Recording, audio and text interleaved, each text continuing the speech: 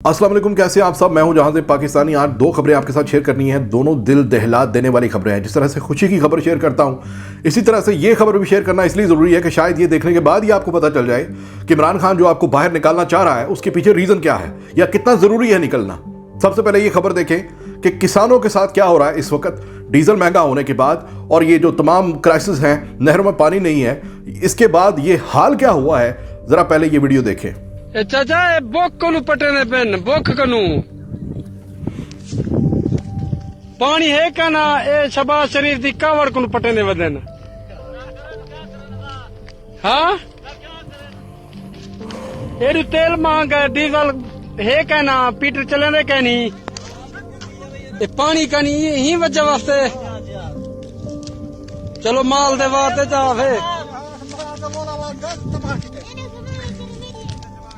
अगर पानी होवे हा ता ए विघा जेड़ा ना ए लाख रुपए दा पूरा आदा भेड़ को भजी है।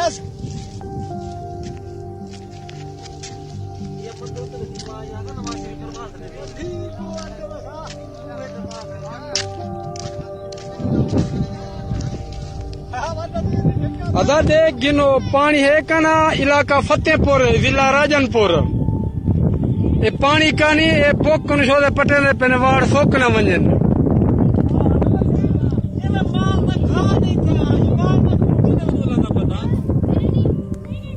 सॉरी, मुझे रोना इसलिए आ गया क्योंकि मुझे इस ज़मीन में, इस फटी हुई ज़मीन में, जो इतनी ज़रखेज़ ज़मीन है कि जो आज तक सवाल नहीं पैदा होता था कि मेरे पाकिस्तान की ज़मीन के साथ इस तरह का सलूक हो, इस मिट्टी के साथ। अब शक्ल देख रहे हैं मिट्टी की, पानी ना होने की वजह से। यानी वो मुल्क जिसपे पंजाब जैसा इलाका है कि जहां पर दरिया बहते हैं, क्या हाल कर दिया है। और वो रो रहे हैं, वो गंदी गालियां दे रहे हैं। मैंने कहा, मैंने आधा क्लिप शेयर नहीं किया आपके साथ। वो गंदी गालियां दे रहे हैं इस हुकूमत को क्योंकि वो ये कहना चाह रहे हैं कि दरियाओं में, नहरों में पानी तो है नहीं, मौसम की वजह से लगा लें, या अभी बारिशें नहीं हुई इसलिए। लेकिन जो पानी वो जमीन से ट्यूबवेल के जरिए हासिल करते थे, वो हासिल करने के लिए उनको डीजल बहुत महंगा पड़ रहा है। यानी आधी कीमत पे वो पहले लेते थे 3.5 साल तक, जिसकी कीमत डबल हो चुकी है। तो उन्होंने फसलें, अपनी जो बीजी हुई फसलें थी, वो निकाल फेंकी, उखाड़ फेंकी हैं। वो कह रहे हैं हमारे बस की बात नहीं है। क्या करना है? यानी क्या अभी भी आपको लगता है कि इमरान खान जो अगर कॉल दे रहा है तो वो इमरान खान का काम है? वो उसका काम नहीं है। आपके घर पे डाका पड़ता है, आपकी कोई चोरी होती है, आपको कोई नुकसान होता है, तो आप क्या करते हैं? एक वकील करते हैं जिसको आप बहुत सारे पैसे देते हैं, अपना सारा कुछ बेच के उसको देते हैं कि मेरी इज्जत बचा, मेरी जान बचा।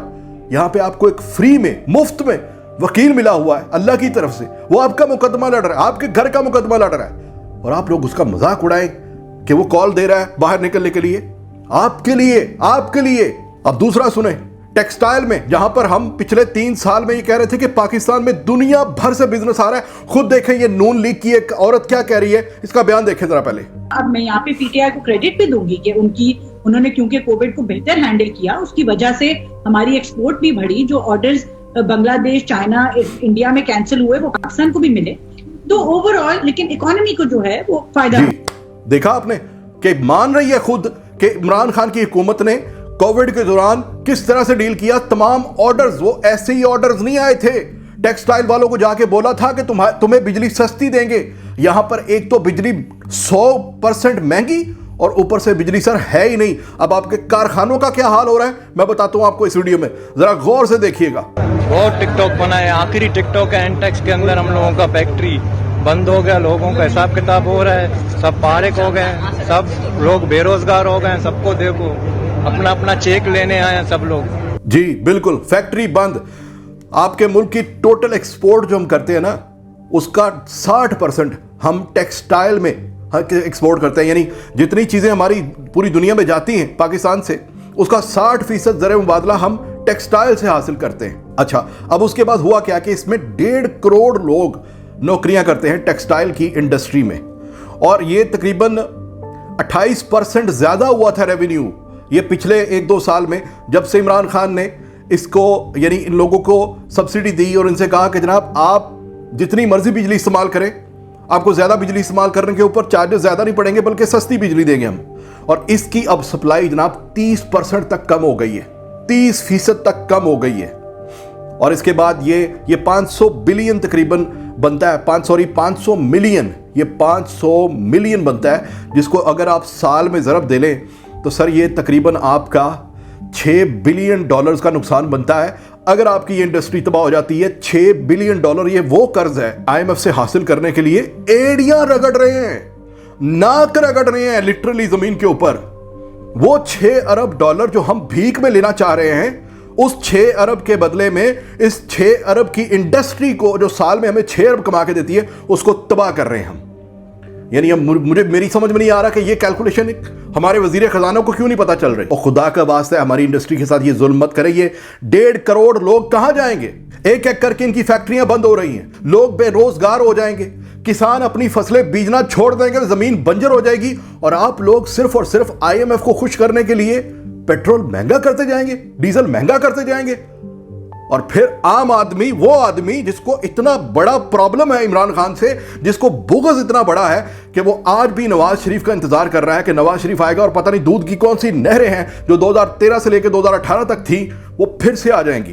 वो मानने को तैयार ही नहीं है कि उसके साथ हो क्या रहा है। घर में उसके बच्चे नाराज हैं, उसका बाप नाराज है, घर का रोटी उसकी पूरी नहीं होती, लेकिन सर वो यहां पर आके सोशल मीडिया के ऊपर मजाक उड़ाना नहीं छोड़ेगा इमरान खान की बाहर निकलने की कॉल का। वो किसके लिए निकाल रहा है? तुम्हारी आने वाली नस्लों के लिए निकाल रहा है, तुम्हारे लिए निकाल रहा है, इस मुल्क के लिए निकाल रहा है। उसकी जिंदगी आज है कल नहीं है, उसने यहां पर सारी जिंदगी बैठे नहीं रहना, ना उसके बच्चों ने आके सियासत करनी है। वो आया था 26-27 साल उसने अपनी जिंदगी के दिए और उसने ऐसी दुनिया से चले जाना है।